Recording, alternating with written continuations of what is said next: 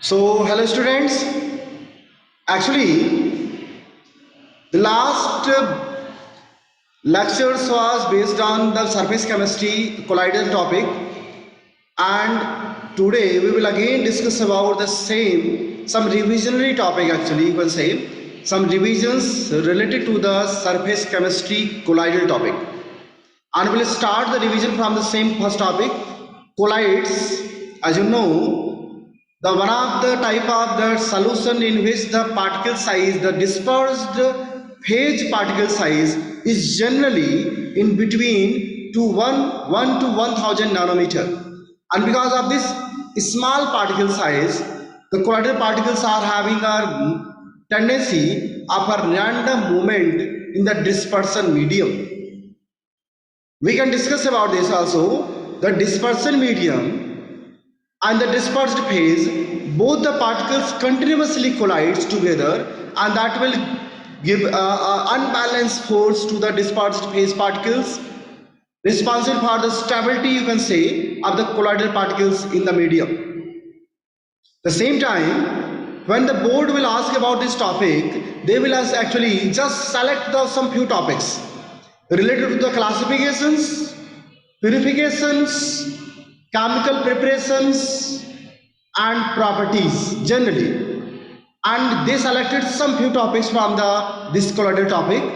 For example, if we have to be discuss about the classification, we have to be go through the three different classification level. The first one is how the dispersed phase and dispersion medium behave together when mixing.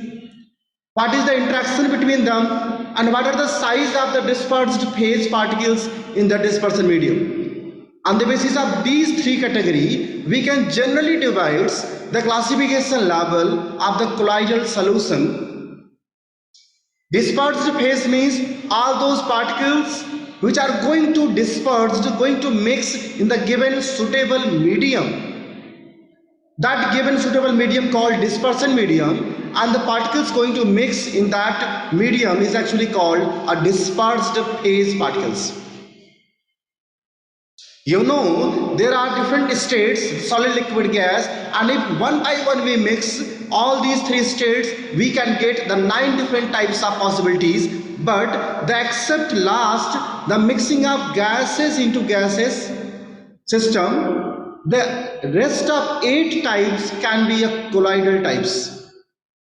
Means you can say the true solution can be categorized on the basis of solute and solvent by a 9 types, but colloidal can only be a 8 types, because the mixing of gaseous particles with the gaseous medium cannot be a heterogeneous.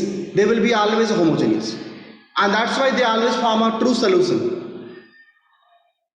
Okay, fine. Sometimes you can think about, if the particle size of the gaseous molecules is larger than 1 nanometer, and they will mix in the gaseous phase again, will they form again a true solution or colloidal? Because you are telling about the particle size will be more than 1 nanometer, 2000 nanometer. So students, you have to be notice here. Generally, gaseous particles has a smaller size than a 1 nanometer. Means whatever the gaseous particles around us, whatever the particle that exist in a gaseous phase, generally they have a size smaller than 1 nanometer. And if you can think that if the some of the particles is in gaseous phase and having size more than 1 nanometer, naturally or generally they are not a gaseous particles. They can be in a gaseous phase because of some other phenomena, like you can say that because of sublimation, solid particle disperse in the gaseous phase. They always form a colloidal solution. So the gaseous state mixed with gaseous state always form a true solution, a homogeneous. But some of the particles like solid particles or liquid particles that can also maybe in a gaseous phase, but they are not in a gaseous state, and they will give you a colloidal solution. For example, alcohol molecules, ether molecules, acetone molecules, iodine particles, sulfur particles, carbon particles, and camphor particles, and many more particles are there that may be dispersed in a gaseous phase, will give you a colloidal solution. Same way, solid, mixing up solid into solid, mixing up solid into liquid, mixing up solid into gas, they will give you different types of colloidal solutions. On the basis of that, we are having a colloidal sol like a solid sol, liquid sol, gaseous sol means aerosol. The mixing of liquids called sometimes emulsions. Mixing of gaseous particles with the liquid, they can be a foam. So these are the different categories. One more thing, around you, the different things present, generally they are in the colloidal state. For example, as we have discussed about that, for example, many of the food materials, generally they exist in the colloidal solution. Many of the cosmetic materials, many of the soaps and detergent materials, polymers, medicines, they generally exist in the colloidal particles, colloidal phase, colloidal solution. And the one answer for all these things that will be actually suitable for here, that is, the colloidal particles have enormous surface area and they will increase their activity in that condition, and that is the one of the major reason why we are using the colloidal solution around us, because of the activity increased. So that kind of enzymes, cosmetics, soaps or detergents and food materials, or you can say, they will have a large surface area that will have a great affinity to show the surface reactions, and that is the reason why they are having a generally a colloidal solution. In the same way, medicines and their particles also generally exist in the colloidal solution, so they can be easily absorb the many of the pathogens enters in our body. Because of the large surface area of colloidal particles, they can be easily absorb the pathogens entered. That is one of the reasons, the major reason. The next we have to be talk about the interaction of the dispersion medium and dispersed phase. This is all about what about the force of attraction among them actually.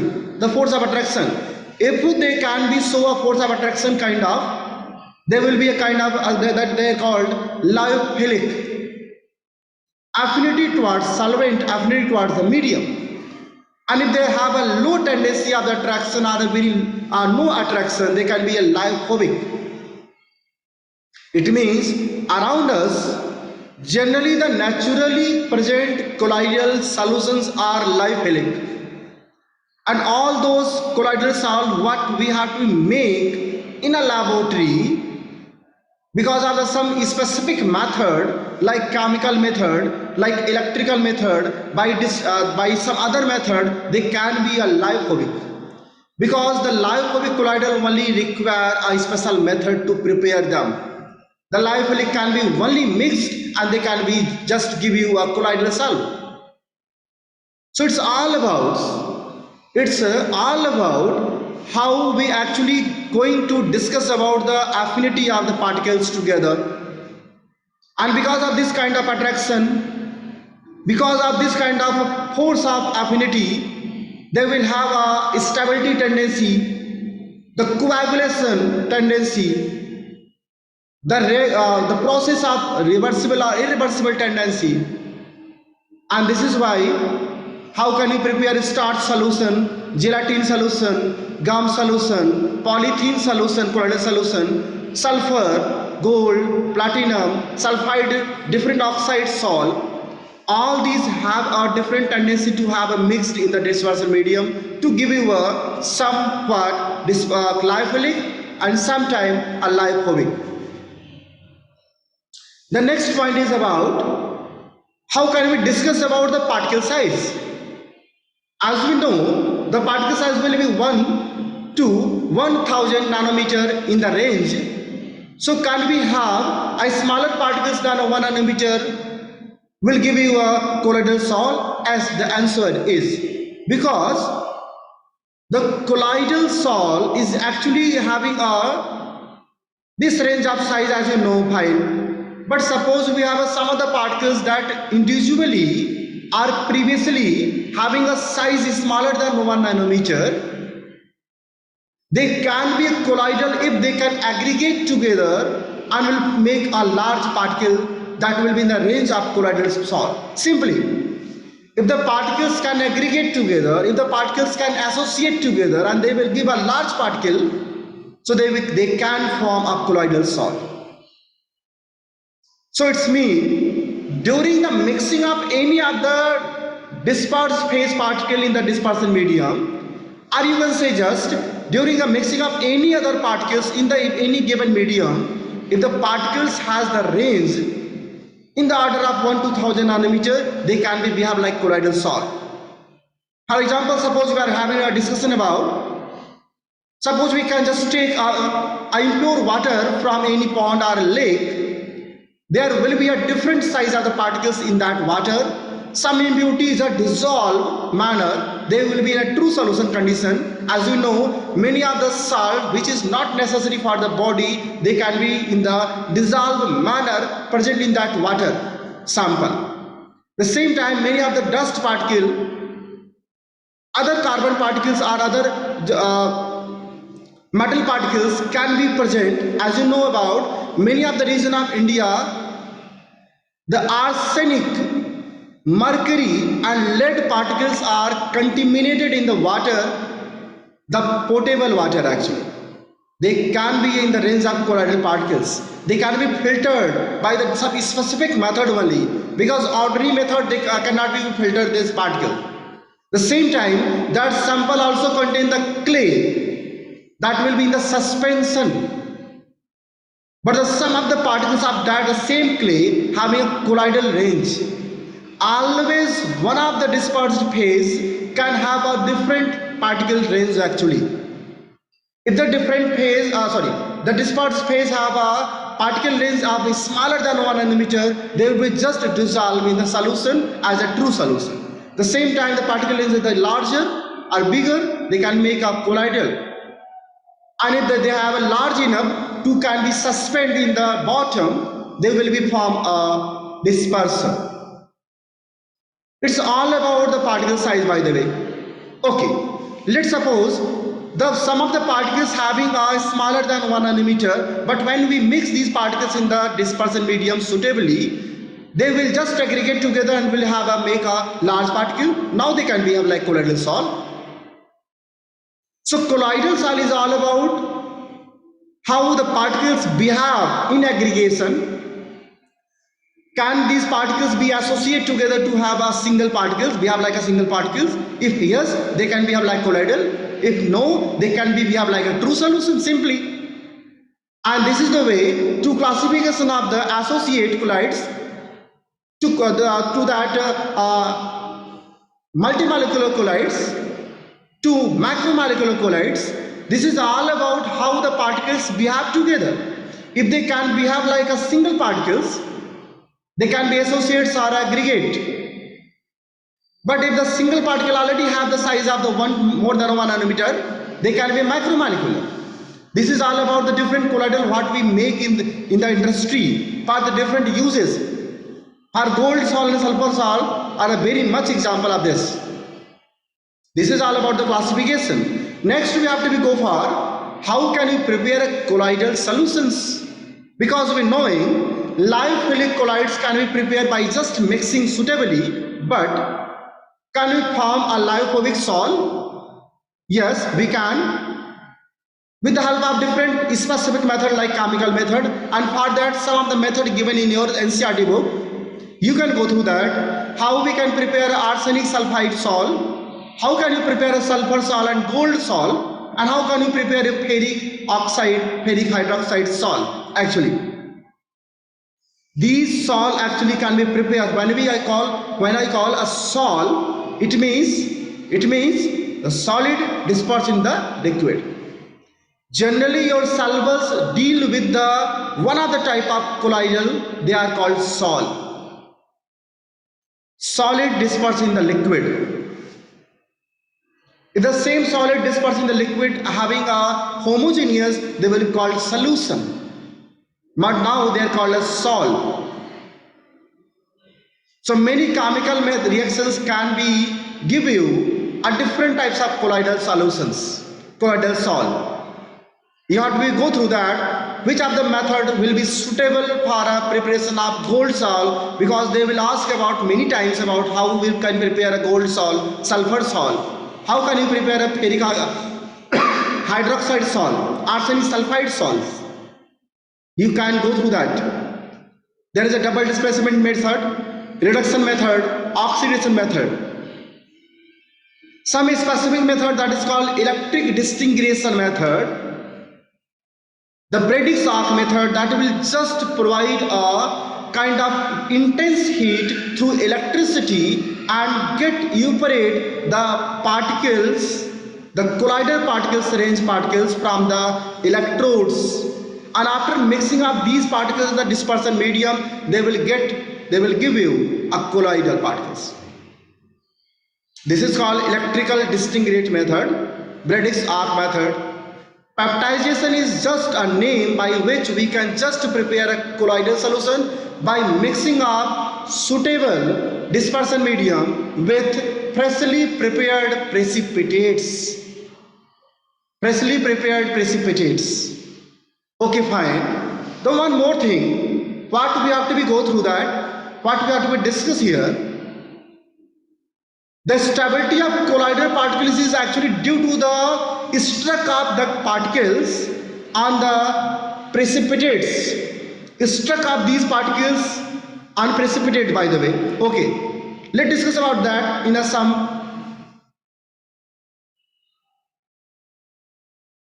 During a peptidization process, when precipitate dispersed or precipitate mixed in a dispersion medium, they actually can be stabilized by electrolytes. Now, many times you can have a question in your mind, why we have to need electrolytes? If we just mix a dispersion medium with the dispersed phase in dispersion medium, they can be, if they can make have a particle size of this range, they can form a colloidal sol. Why we have to be requirement of that peptizer, the peptizing agent, that is electrolytes generally. Actually, it is necessary because the colloidal sol only can be stabilized when there is similar charges on them. Because of similar charges, they have a continuous repulsion and will be able to have Brownian movement or zigzag or random movement. So you can be just have a idea the electrolyte present in the colloidal solution will give a charge on them, will give electrons that can be struck on the absorb on the colloidal particles during this, the process of mixing. And due to that charge that will be actually given by the electrolytes only, that is present in the small amount, they will be stabilized. It always means the colloidal sol only can be stabilized when there is a presence of charged particles inside the dispersion medium. The charged particle means electrolytes, of course. So you can just be remember about the small amount of electrolyte is necessary for the dispersing the charge. By giving the charge, the colloidal sol will be stable. When we discuss about the purification, when we discuss about the properties, purification means if you are making a colloidal sol in the laboratory, suppose if you are making colloidal sol in the laboratory, many of the extra impurities in the form of electrolytes or in the form of suspension can be in there. Okay, suspension can be generally, suspended particle can generally be filtered out because of the filter paper. Because suspension particle can be filtered by the ordinary filter paper, by the way. But how can we remove the extra electrolyte present inside that colloidal sol? Because there should be a small amount of electrolyte only. The extra electrolyte can be coagulate the colloidal sol after a time, and that is the reason during making During making of colloidal sol, we have to be remove the extra presence of electrolytes from that colloidal sol, because that may a cause of coagulation. As you know, the electrolytes are generally having a size smaller than 1 nanometer. Now we have to be prepare a specially designed semi-permeable membrane which can allow only, which can allow only